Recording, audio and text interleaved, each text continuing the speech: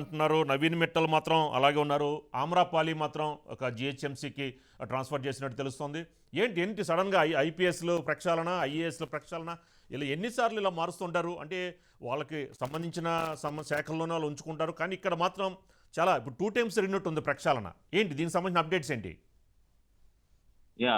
Sitaramaraju Yeah. ధిక్కార ఇక్కడ Revanth mark పాలన చూపిస్తున్నారని చెప్పొచ్చు. ఎందుకంటే మొన్న దాదాపు 26 జిల్లాల కలెక్టర్లను ఒకేసారి మార్చారు.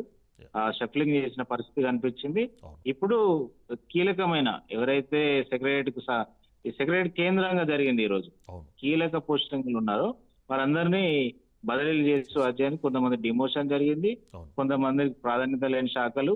అయితే మనం ఇక్కడ ఒక విషయం ప్రస్తావించుకోవచ్చు. ఐఏఎస్ లకు సంబంధించి ట్రాన్స్ఫర్స్ అని ఉంటది, ఐపీఎస్ ట్రాన్స్ఫర్స్ అని జీవో వస్తుంది. కానీ ఈరోజు సంబంధించినటువంటి మనకు ట్రాన్స్ఫర్ కు సంబంధించిన చూస్తే మాత్రం ఏఐఎస్ అని వచ్చింది, ఆల్ ఇండియా ఇండియన్ సర్వీస్ అని చెప్పి జీవో ఇవ్వడం జరిగింది. ఐపీఎస్ ఐఏఎస్ ఇద్దరు కలిపి ఒకటే జీవోలో మెన్షన్ చేయడం జరిగింది. ఎందుకంటే దానికి సంబంధించినటువంటి ఇటు రంగనాథ్ కావచ్చు, ఐపీఎస్ రంగనాథ్ కీలక ఐజీ అనే ఆ కీలక శాఖలను నిర్వర్తించారు. ఆయనను ఇటు జిహెచ్ఎంసీ డిజాస్టర్ మేనేజ్మెంట్ కు లూప్ లైన్ సంబంధించినటువంటి శాఖ పంపించినటువంటి పరిస్థితి. అదేవిధంగా ప్రకాష్ రెడ్డి ఆయన స్థానంలో ఎవరైతే ఉన్నారో ఐపీఎస్ అతన్ని టూరిజం ఎండీగా నియమించారు. అయితే మన కీలకంగా చూసుకోవచ్చు ఇక్కడ అమ్రపాలి ఇటు బీఆర్ఎస్ ప్రభుత్వం ఉన్నప్పుడు సెంట్రల్ కు వెళ్ళడం జరిగింది, కేంద్ర సర్వీసులకు.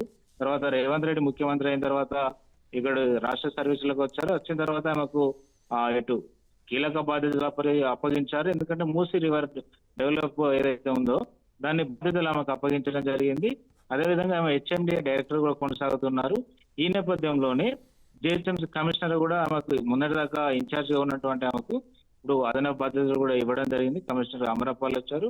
ఆ జిహెచ్ఎంసీ కమిషనర్ గా ఉన్నటువంటి రొనాల్డ్ రాజ్ ఇప్పుడు ఏదైతే ఎనర్జీ ఉందో ఇది విద్యుత్ శాఖకు సంబంధించి ఆయన సిఎండిగా వెళ్ళడం జరిగింది. పలు అధికారులు ఈ నవీన్ మిట్టల్ కు సంబంధించినటువంటి ఆయన దగ్గర ఉన్నటువంటి శాఖలు ఏవైతే ఉన్నాయో స్టాంప్స్ రిజిస్ట్రేషన్స్ మండలి బుద్ధప్రసాద్ కు బదిలీ చేయడం జరిగింది. మిగతా సిసిఎల్ కావచ్చు, రెవెన్యూ ప్రిన్సిపల్ సెక్రటరీగా నవీన్ మిట్టల్ కొనసాగుతున్నారు. అయితే మరో 2-3 రోజుల్లో కీలకంగా ఎవరైతే ఇప్పుడు ఉన్నారో అధికారులు కొంతమంది పాతుకుపోయి ఉన్నారు, ఇందాక మీరు ప్రస్తావించినట్టు వారిని కూడా బదిలీ చేసే అవకాశాలు కూడా కనిపిస్తున్నాయి. ఎందుకంటే పరిపాలనను సెటిలైట్ చేయాలనేది రేవంత్ రెడ్డి భావిస్తున్నట్టుగా తెలుస్తుంది. ఎందుకంటే పరిపాలన కాంగ్రెస్ మార్క్ పరిపాలన క్షేత్రస్థాయిలో వెళ్ళాలంటే, ప్రజల్లోకి బలంగా వెళ్ళాలంటే యాక్టివ్ గా ఉన్నవారు కావాలని చెప్పి రేవంత్ రెడ్డి కసరత్తు చేస్తున్నట్టు తెలుస్తుంది.